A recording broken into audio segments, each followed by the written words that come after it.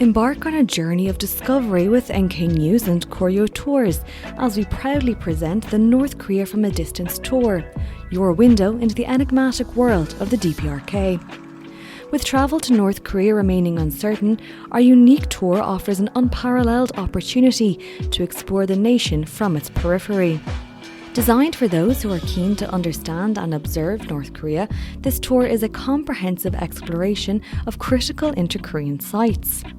Immerse yourself in a series of engaging tours along the border, interactive briefings and insightful Q&A sessions with leading specialists. Our tour is more than just sightseeing. It's an educational expedition that sharpens your perspective on the Korean peninsula. This is your chance to join a community of like-minded individuals, from academics to policy enthusiasts, all brought together by a shared interest in North Korean affairs. Visit NK News or contact Koryo Tours to secure your place now and gain a deeper insight into one of the most closely watched regions in the world. Don't wait, spaces are filling fast.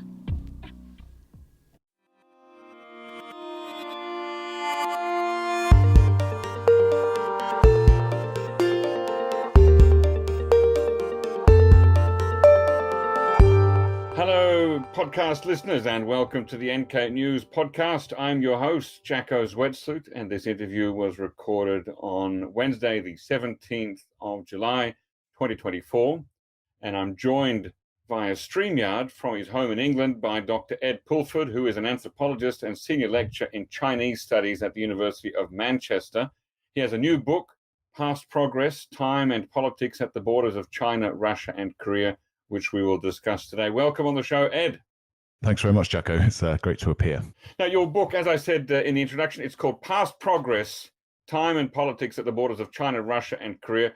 Briefly, what's it about? Well, I guess it's about how people from different countries, across borders, between countries, perceive their relationships with people on the other side of those borders in terms of time, in terms of whether the people and the place that they look at across the border, for example, the Tumen River border between China and North Korea, whether they perceive those people to be in the same sort of time space, if you like. Are those people behind us? Are they ahead of us? And I guess this is a very widely held view. It's very common when people travel to different countries, I think, for the perception to be that this place is more modern or more advanced or less modern or something than what might have been expected. But I guess in socialist countries such as North Korea, China, or the Soviet Union, there's a particular kind of intensity to how time has been part of identifying the state. And so everyday people, in my view, and based on the fieldwork that I conducted at this triple border, perceive the people from across the border in very stark ways to be from different periods of time. And that's all the more stark, I think, in the wake of the collapse of some of these socialist projects. I hope that's not too obscure a summary, but basically that's the theme. And I guess the core question I'm trying to answer in many ways is why it is that people are so taken, are so captured by this idea of progress, of forward movement, why it is that we understand our place in the world. And again, it's not just people on the North Korea-China border or anywhere else, but why it is that so many people in the world understand themselves to be somewhere in a forward-moving temporal frame. Yeah, okay.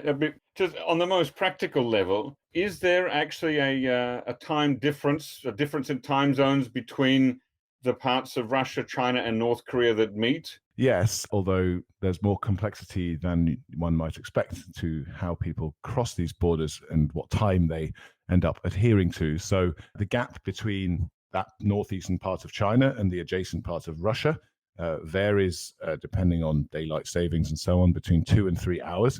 So again, that's a big difference when crossing a single short distance across a border, a huge leap there, 2 or 3 hours.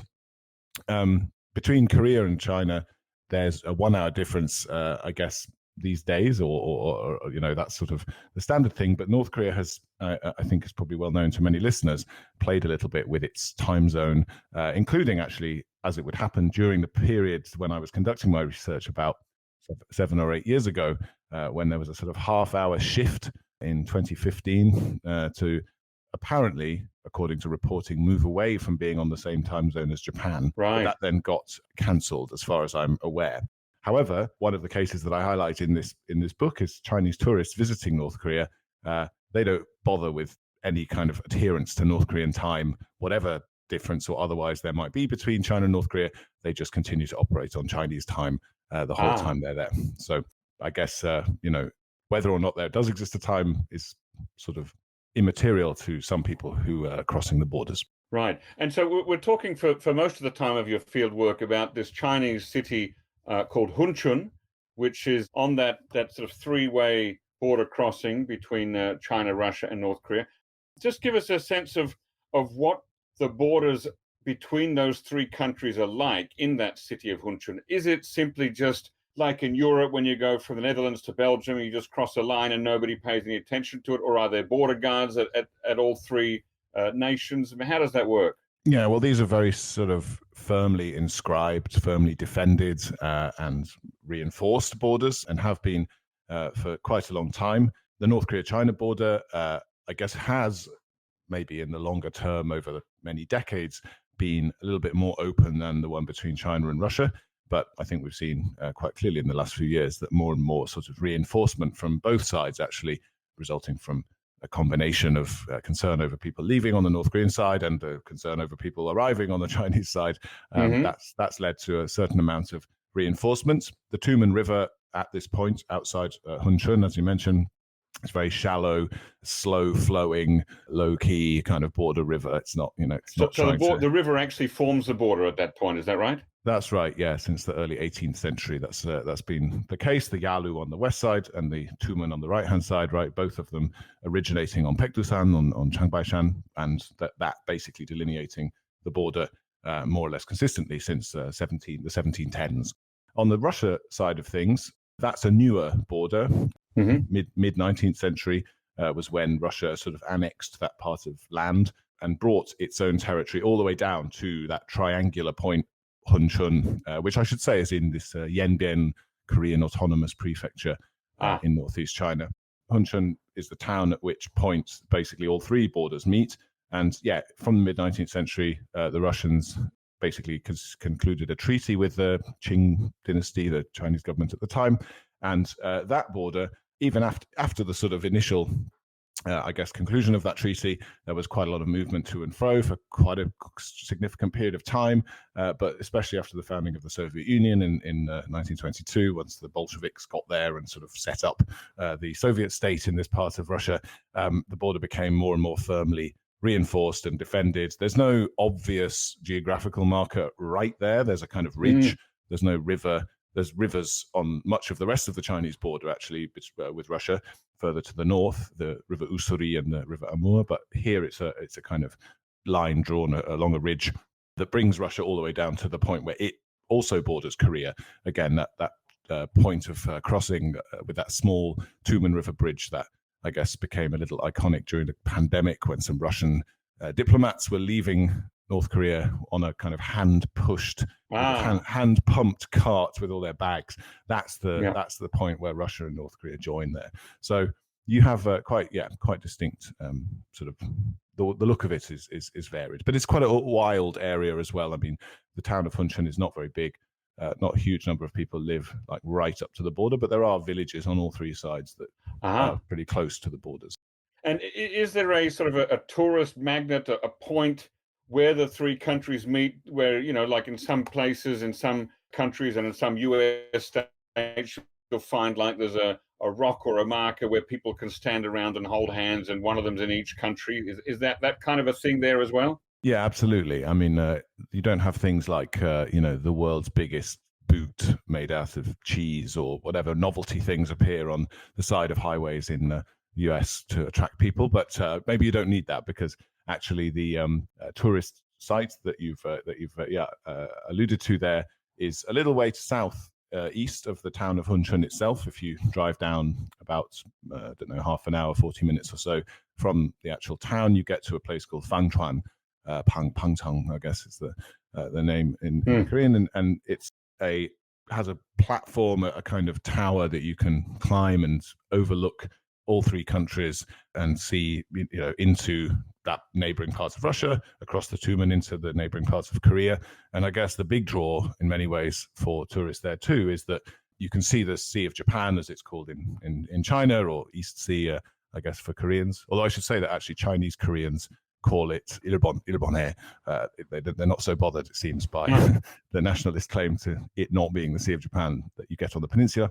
But the sea over to the east is mostly visible if it's a clear day, but that's not accessible to China because Russia and North Korea come down and kind of cut China's access to the Sea of Japan there. So it's a nice view, and it's become an increasingly popular tourist destination on itineraries that will take you maybe to Pektusan, and then to some other major sites in the area, and then down to this little triple border point. It's worth a visit. Right. I would recommend it. Okay. But it sounds like that triple border point, it's all on the Chinese side. So I'm guessing that you can't just sort of easily hop across the borders and say, now I'm in Russia, now I'm in North Korea, now I'm back in China again. Is that correct? That's absolutely right, Jacco. Yeah, it's a very kind of interesting situation that in microcosm, in a very local setting, I guess, brings into focus the attitude that each country, each state has to its national borders. Because on the Chinese side, it's pretty free and easy. There's kind of raucous groups of tourists having a great time, getting right down there, and you can really go right up to the line and the border. You can see all kinds of artifacts of border drawing projects over the last couple of centuries. There's border stones with the Russian side, and also a kind of small museum about a battle that happened there, the Janggufeng or Hassan battle that occurred there between a Japanese Imperial Army and the Soviet Army during the 30s. There's all manner of attractions that really push you right up to the line where the new country starts. On the Russian side, it's heavily militarized and basically zone of exclusion there. You can't freely enter that neighboring part of Russia unless you have a special permit. You have to be either a resident there or somebody with special permission to go to the town of Hassan, which is the adjacent town in Russia, because it's a sensitive area. It's the border with North Korea, with China, at the point at which North Korean work teams and so on cross into Russia. So there's no hint of any, tourism really, other than if you're able to organize a special trip to go and look at, I don't know, some lakes with some nice, birds and stuff in it. There's also no real infrastructure there for tourists, unlike in China. And then, of course, on the North Korean side, I guess you're looking across that Onsong County in Hamgyeongbuk-do. Well, I mean, I guess we're familiar with the tourist scene. Perhaps listeners to this podcast and people involved in its manufacture are familiar with how tourism to North Korea works. For local sort of tourists, I guess there is probably a small industry, I would imagine, in some trips up there, because there are a few local sites that aren't so far from that point. Things like Wangjaesan, the Wangjaesan Monument, which is a little bit to the west of there, where you can see, this great big statue of Kim Il-sung and his partisan fighters and so on. Yeah. And there's a museum also not so far. I guess Hwaeryong is not so far away. A museum to Kim Il-sung's mother, and so on. So there's kinds of bits and bobs on the North Korean side, and that are taken in sometimes by tours undertaken by foreigners as well. Yeah. But yeah, I think it's a very, very different kind of, environment on each side that really reflects whether or not those countries are confident in some respects about their borders, or, whether they feel like they want random people, whether domestic citizens or foreigners or anyone else, sort of wandering right up to the edge. Well, coming back to China, because that's where you did your field work, and that was around, 2013 to 2015, right? Roughly, yeah. I mean, I've repeat visited since then a number of times, but yeah, the kind of primary chunk of the research that went into this book is, obviously receding, as many other things do, into times past. But yeah, roughly around then, yeah. So I've heard and I've read from various sources that the ability of foreigners to approach the border, that particular border that you're talking about in northeast China, but also other places along the China-North Korea border, that's not quite what it used to be. Perhaps particularly during the pandemic, but even afterwards, there are some border areas that foreigners are not allowed to go to, and you have to. I have a Korean friend who went there, who sort of pretended he was a local ethnic Korean Chinese person. But of course, that as soon as he was asked to show an ID, that all fell apart. So I think things might not be as they were when you were there. I think that's true. I mean, I think the trend in that direction actually was already starting. It's interesting the case or the question as to whether the pandemic was a kind of major watershed in its own right. And I think in many areas, when it comes to wandering around China's borders and crossing them and so on, it did change things quite significantly. But actually, I think even before that, there was already some increasingly sort of careful regimentation, organization of how people were allowed to move around this space, even back in the mid-2010s, even going along the border, for example, between Hunchun and Tumen.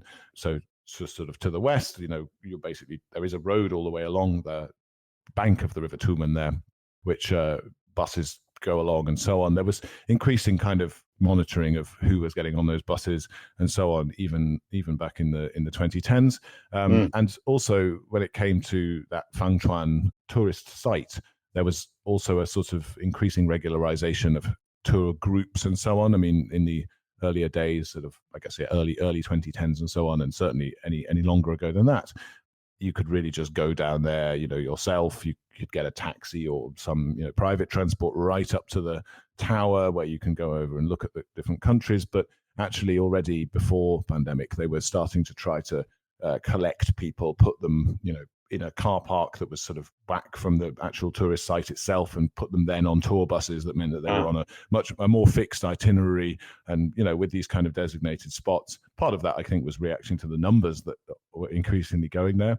But yes, I do accept and well, I've seen and heard and spoken to people that I still am in touch with in that area who have seen that there is more sort of concern over these things, and that itself is not unprecedented. I mean, it's not, it wouldn't be totally accurate to say that all of China's borders all the way around there are totally, up for grabs in terms of going up to the very edge. Far to the north of there, for example, there's a border point with Russia, where there's an island that was in dispute until the 2000s, which has settled. The dispute has been settled, and everyone agrees now which part of the island is Russia and which is China, in the middle of the river.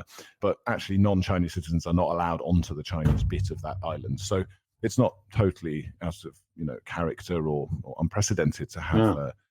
It's not a North Korea specific thing, although obviously North Korea presents certain particular challenges when it comes to how that border has been over many decades, back into the 90s and before that too. Okay, so focusing on this large town or small city of Hunchun with about 230,000 people. It's in China, but you've got ethnic Koreans there, you've got some Russians across the border. What was it like doing field work, and which languages did you learn to and speak while you were there? Yeah, well, I had a background already in both in Chinese and in Russian, and that was sort of where I came to it sort of from. But in preparation for the actual research in Hunchun, I did a year of Korean language at Yanbian University in Yenji, the sort of capital is putting it a bit strongly, but the main center of the Yanbian Korean prefecture in that part of China.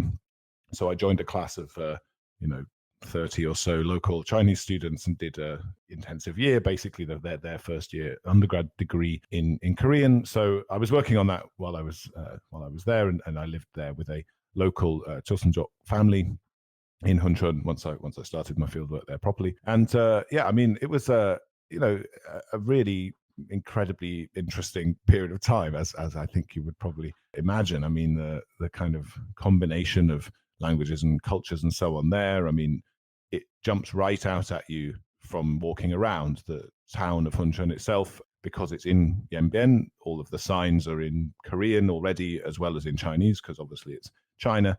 But in order to sort of cater to Russian people in the town, there's also a significant number of Russian signs, and basically almost every shop has all three languages, which it just, even in a very non-academic or serious way, it just looks great because it's three different scripts, and it's all sort of all butted up together. So and actually that in many respects reflects a kind of pattern of interaction that's going on there. There really is a significant presence of all three groups. There are local ethnic Koreans, i.e. Chinese citizen Chosunjok, who are, a significant proportion of the town. I mean, less and less. I guess this is the story across Yanbian over the last, now 30 plus years in terms of migration to South Korea. There was actually a news story at the very beginning of 2022, I think, which indicated that there are now more Chosunjok in South Korea than there are in Yanbian, which is a major sort of turning point. I guess some of those numbers are a bit hard to pin down because people are quite mobile and moving to and fro a lot. But anyway, there's still and there's fluidity. People are coming back and forth. Yeah, exactly. Yeah. So whether someone is actually fully in a place is another question. But the population there, is also significantly Han Chinese, also lots of Russians. And navigating between those different kind of groups of people, I found really interesting. And you kind of have the sense there. What's the status of the Russians there? Do they have Chinese citizenship? No, they're all visitors. No, they've all come across the border, temporarily, basically. There are some people who are there longer term, studying or working, and there are sort of Russian interests there that mean that it's not sort of completely temporary. But I guess it's more common for Russians to be there as temporary visitors for shopping or medical treatment or a whole bunch of other things, which they do on a kind of regular basis. So they're not sort of permanent residents or people who are all there all the time, but they often are very familiar with Hunchun and know it well because they come from just across the border in many cases, not very far away geographically, and they come in and spend a few days or a few weeks, depending on what they're doing, on a regular basis. So they get, they build up a lot of familiarity with the place and with the town.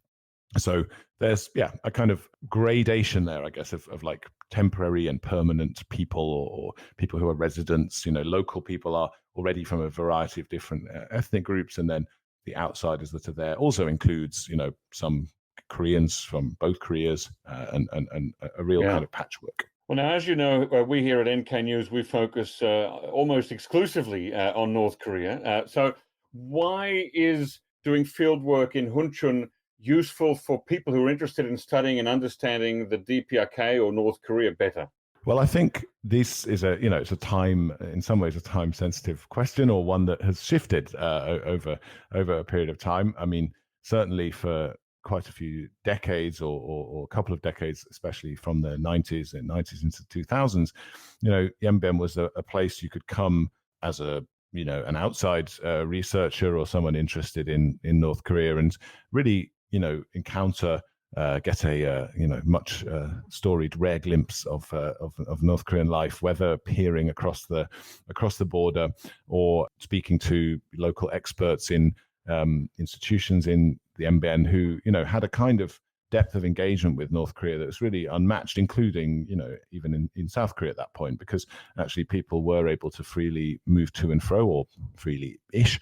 There was a lot of contact, right up until the 90s, and Chosunjok going to North Korea was a very, very common thing. So I guess you could, get a kind of, understanding of society and of how things work there in that period that was, deeper really than many other places you might go for that, and in the absence of the ability to do, immersive kind of fieldwork or research or surveys or anything like that within North Korea. But I think the other thing that the Yanbian is sort of a fascinating case for is as a sort of meeting point. It sometimes gets referred to as this sort of third Korea, but it's also somewhere that, combines North and South in quite interesting ways. The course I studied on in Yanbian University, for example, was called Chosunmal. The degree is referred to in that way, but the course texts that we had referred to Korean as Hangulgo, as Hangulyu.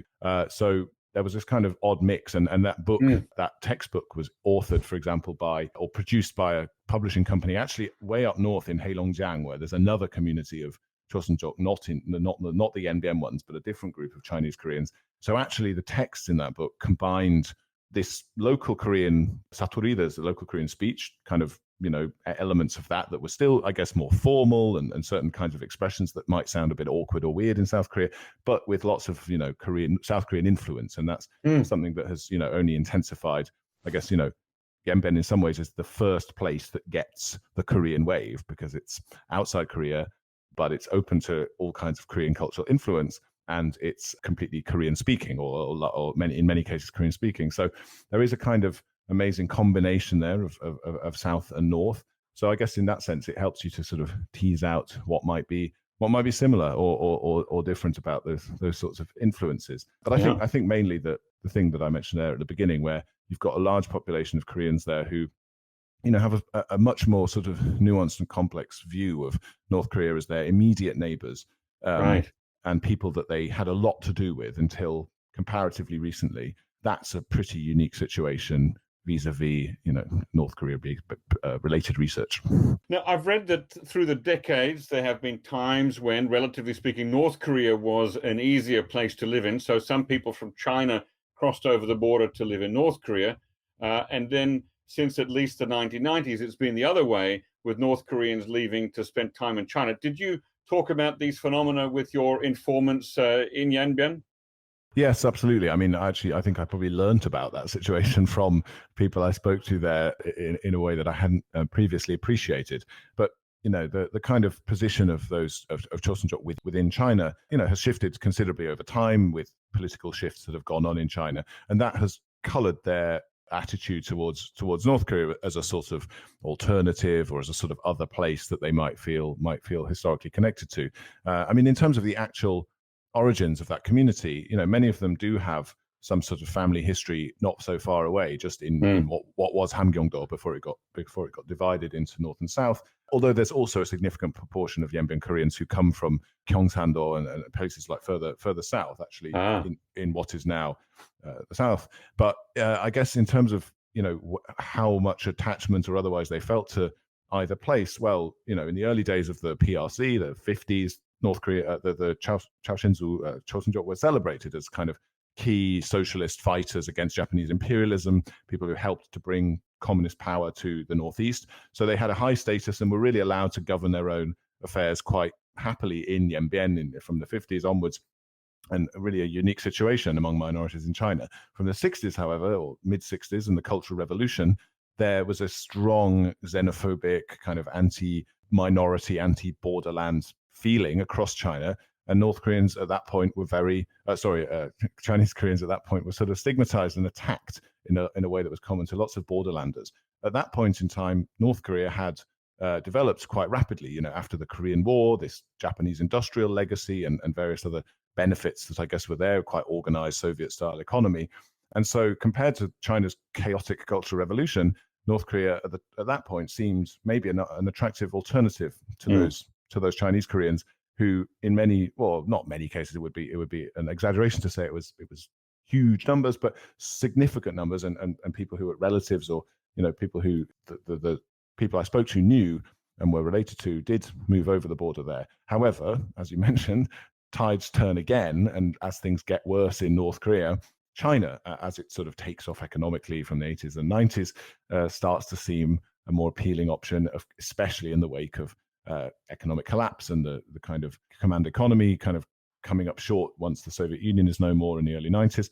And so, yeah, of course, we're familiar, I think, or many people will be, with the North Korean famine into the early 2000s. And that occasioned a huge number of people, again, moving back in the other direction too. So there's been an enormous amount of sort of to and fro. And I guess, in terms to bring it right up to the present, I mean, what's most interesting to me and that relates to the previous answer or the question about what can we learn about North Korea there, it's that actually this push-pull and some of the division, some of the increasing and reinforcement of borders and so on over the last 10 or 20 years has meant that, oddly enough, these Chinese Koreans and people living in this area now look at North Korea in a way that's oddly similar to how a lot of the rest of the world views it, as a kind of odd, far away place, even though you can literally see it from the center of town in Hunchun. You can see hills that are just over there, but they're in North Korea. But despite that proximity, despite decades or centuries of ethnic mixing and commonality language-wise and so on, actually people increasingly look at it as this sort of mysterious, odd place. And that is a real reflection, I think, of, a kind of estrangement that has been produced by, again, some of these historical forces between the two countries. And there's also a much smaller group of ethnic Han Chinese who have lived in North Korea, called the Hwagyo, who presumably have the ability to cross borders as well. I think they numbered now somewhere between 5,000 to 10,000. Were you able to meet any of them during your time in Northeast China? No, I haven't come across them there. I think I did bump into some in the lift at one point in a hotel in Pyongyang, or came across people with that background, because they kind of do seem to live an interesting kind of middle in between life in Yes. that context. But no, I didn't come across Hagyo in northeast China. I would imagine that their most natural points of call in China itself are probably a bit more mainstream, because if they're engaged in China-related stuff, I guess there's no reason for them in particular to go to Yanbian, because there isn't that kind of ethnic connection, because they're Han Chinese. Right. Well, I would imagine that the North Koreans that are in Yanbian are, I guess, just a larger number of the kind of groups that you see elsewhere in China: business people, dance and song troupes, and people, involved in those kinds of business, quite significant numbers. People studying, of course, at Yanbian University and so on. But that's, those people are often in other parts of China too, just more in Yanbian. So you were actually able to come into unmediated contact with North Korean citizens in Yanbian?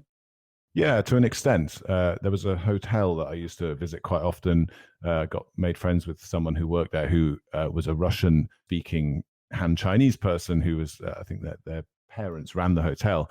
And, I was a sort of honorary Russian for a lot of the time there.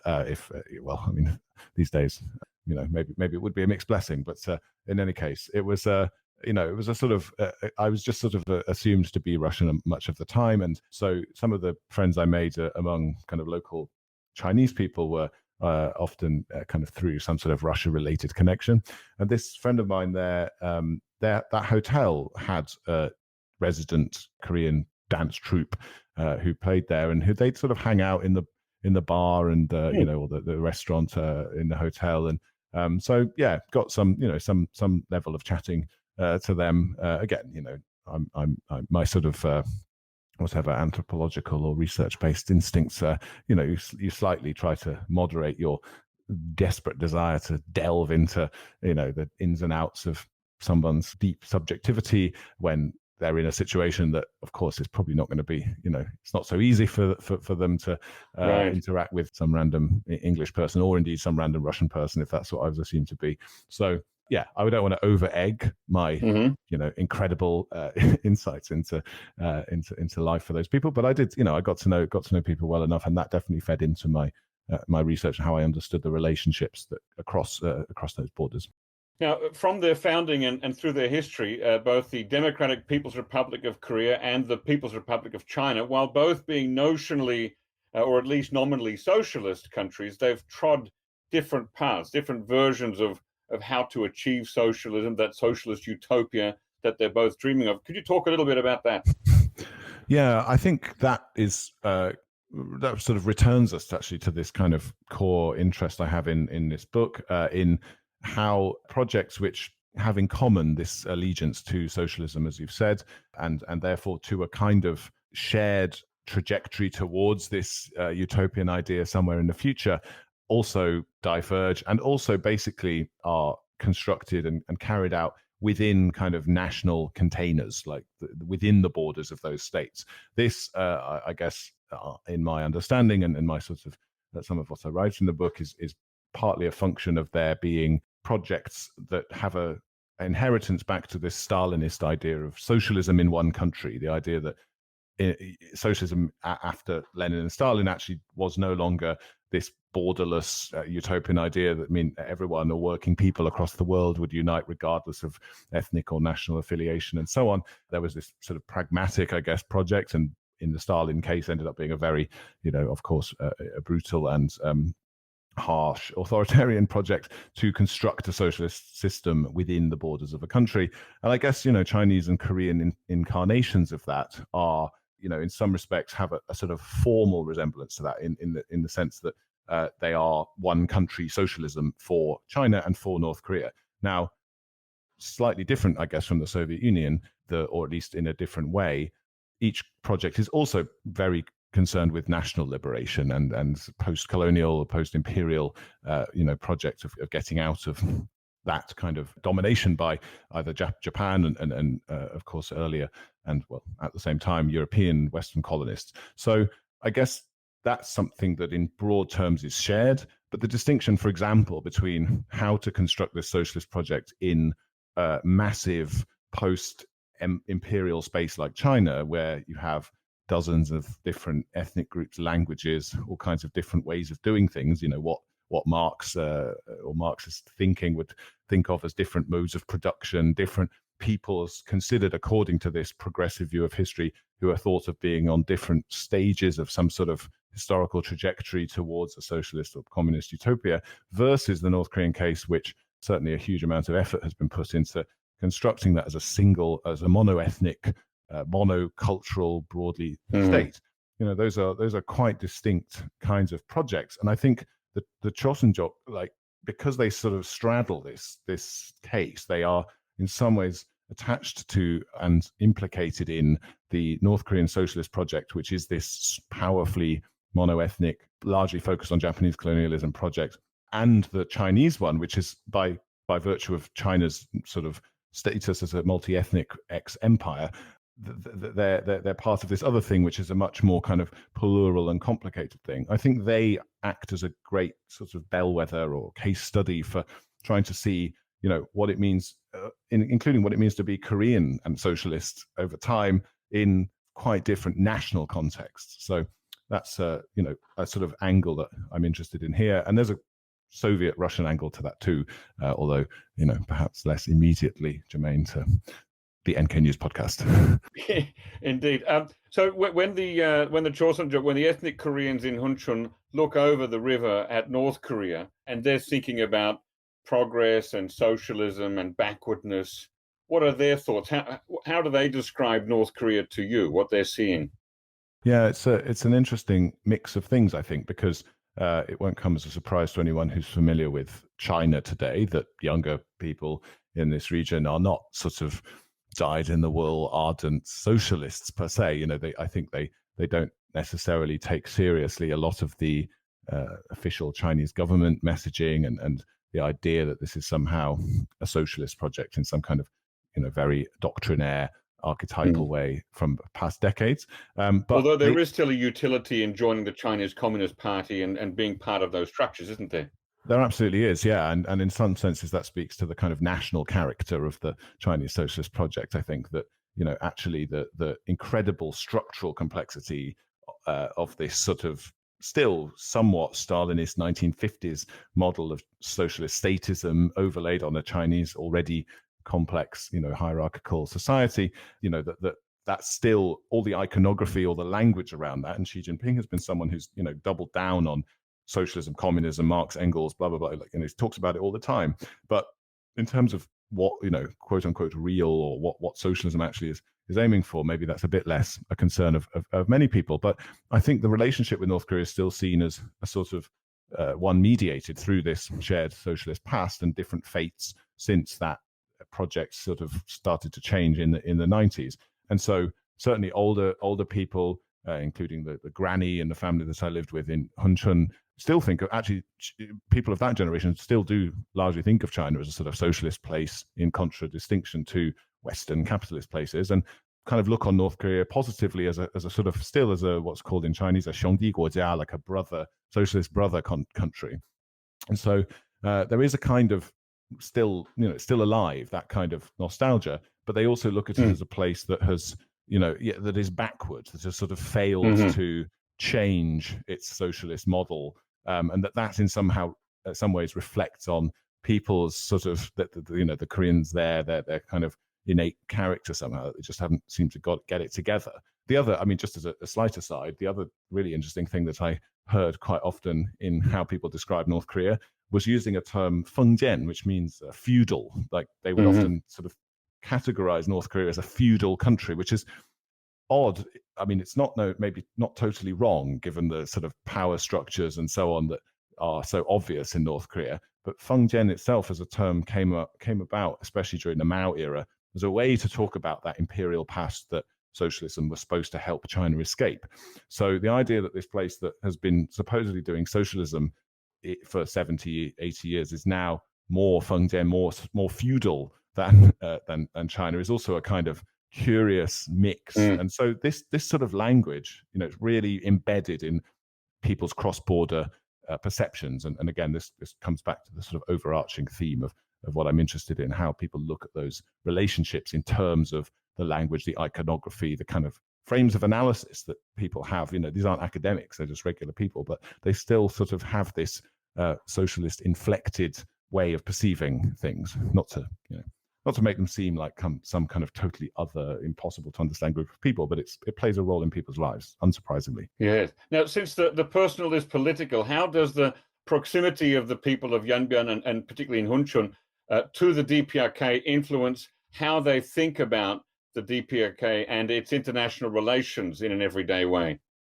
Yeah, well, that element too is I think quite interesting. I mean, again, I think there's an element of generational distinction here among Yanbian Koreans in how they would sort of look on North Korea's global orientation.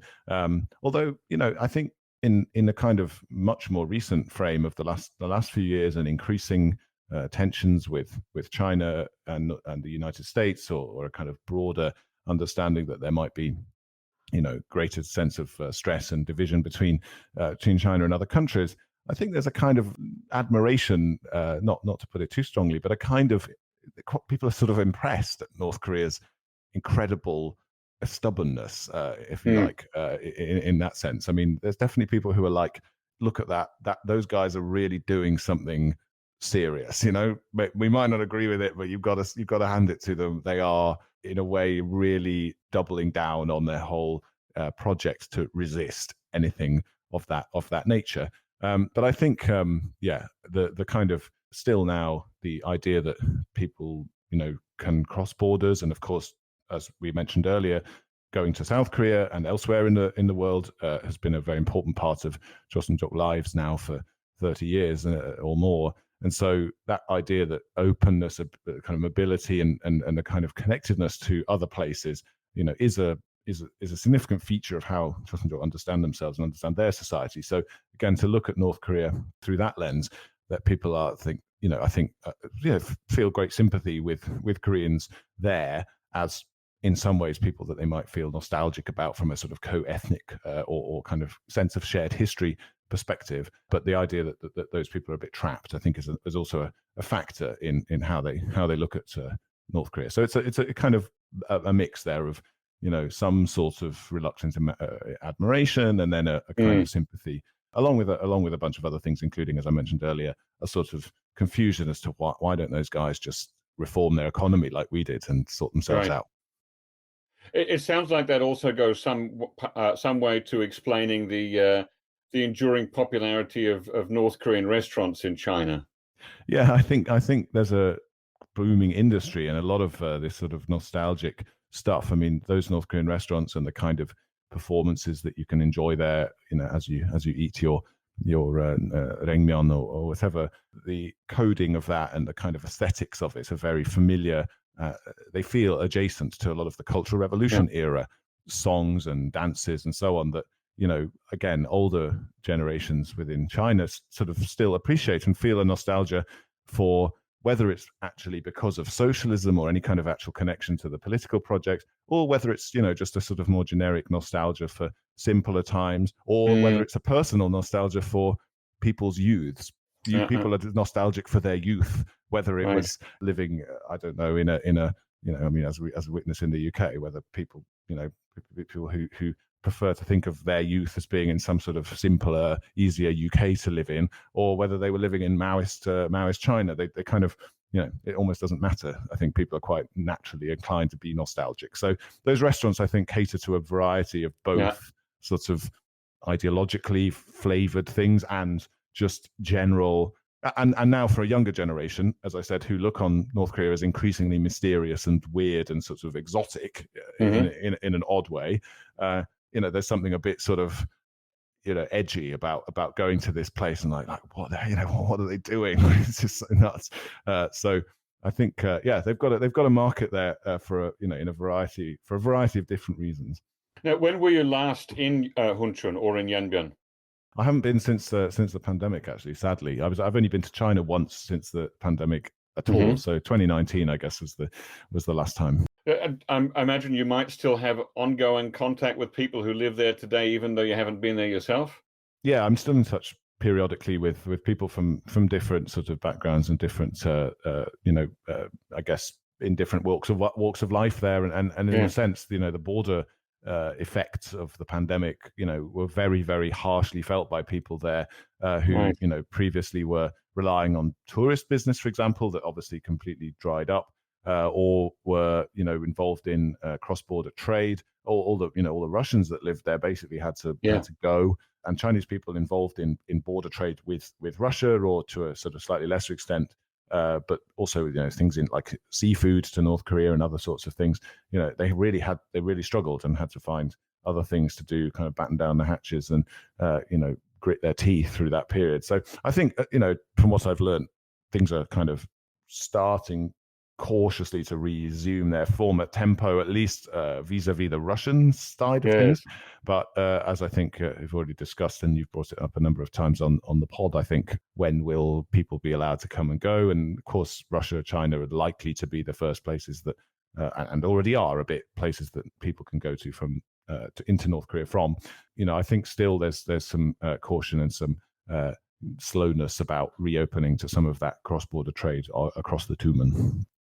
Yes, it's interesting that even though we've seen over the last 6 months various Russian tourist groups going to North Korea, apparently the full spigot on letting Chinese tourists back into North Korea hasn't been turned on yet.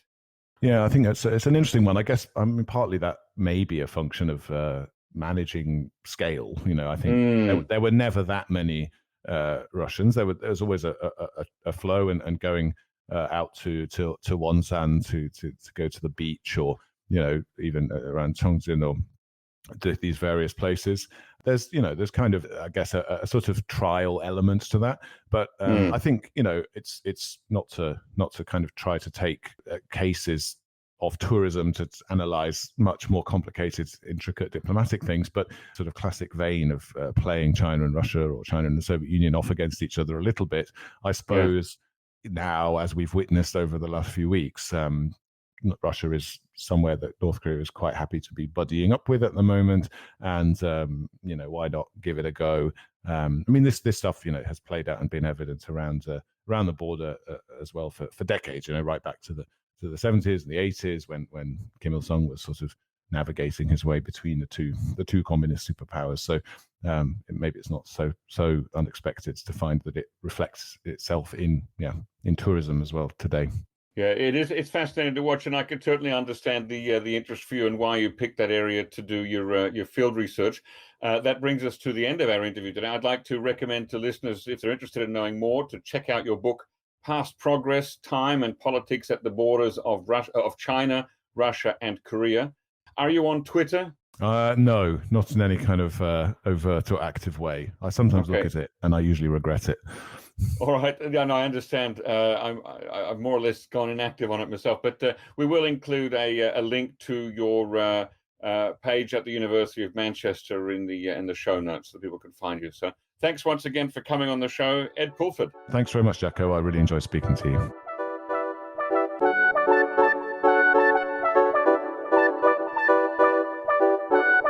Keeping up with South Korea's fast-paced developments just got easier. Welcome to the Korea Pro podcast, your weekly briefing on the stories that matter. Hosts Jongmin Kim and John Lee dissect topics from diplomacy to technology, ensuring you're always informed. Our episodes are a must for professionals in and out of Seoul. Subscribe on your preferred platform and elevate your understanding of Korean affairs. Korea Pro podcast, where clarity meets depth.